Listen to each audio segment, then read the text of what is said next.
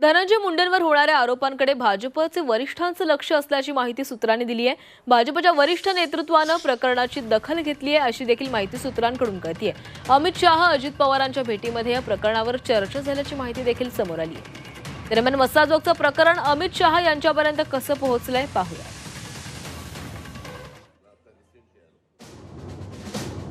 बीड खासदार बजरंग सोनवणे यांनी अमित शहा यांची भेट घेतली। आमदार सुरेश धस यांनी देखील दिल्लीत भाजपच्या एका बड्या नेत्याची भेट घेतली। या भेटीनंतर सुरेश धस आक्रमक झाले।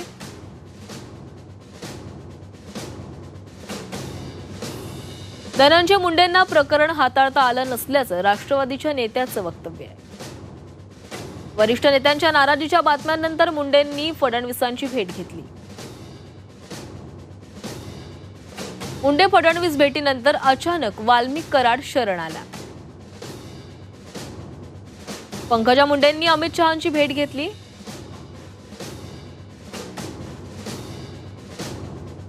सर्वपक्षीय नेत्यांनी एकमुखानं धनंजय मुंडेंच्या राजीनाम्याची मागणी केली।